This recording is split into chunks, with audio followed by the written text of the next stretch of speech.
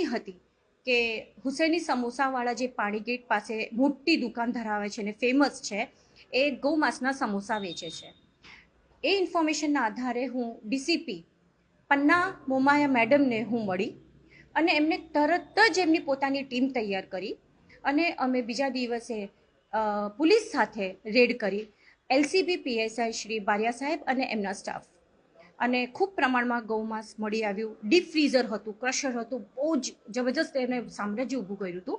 અને એમાં સમોસા વેચતા હતા અને પોતાની જ દુકાન છે સમોસાવાળા, જે હુસેની સમોસાવાળા નડિયાદવાળા, અને એમના ઘરમાં આ ગૌમાંસના રોજ જે સમોસા બનતા હતા.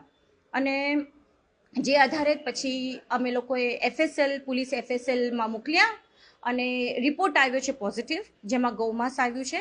તો આ બહુ મોટી કાર્યવાહી હતી પન્ના મેડમ દ્વારા, એમના માર્ગદર્શન હેઠળ.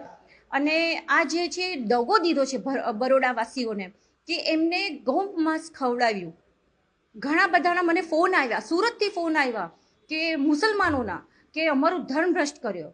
તો આવા કેટલા અન્ય ધર્મના પણ હશે જેમને હું ધર્મ ભ્રષ્ટ થયો આ ગૌમાંસ ખવડાવીને. બીજું એટલું મોટું સામ્રાજ્ય છે, 5 મંજિલ છે એનું, આ દુકાન, આટલી પ્રોપર્ટી વસાવી કેવી રીતે?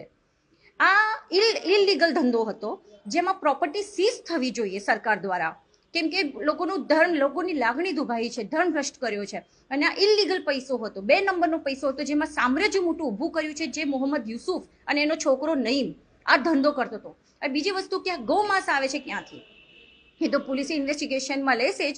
પણ આ જે થઈ રહ્યું છે એ આંખ ખોલવા જેવું છે કે તંત્રએ પણ આના પર ધ્યાન આપવું જોઈએ, ફૂડ સેફ્ટીએ ધ્યાન આપવું જોઈએ કે આ લોકો સમોસા વેચતા હતા ખુલ્લે આમ, તમે એની જુઓ તો બહુ ફેમસ છે અને સૌથી મોંઘા સમોસા વેચતા હતા અને લોકો દૂર દૂરથી ખાવા આવતા હતા હુસેની સમોસા.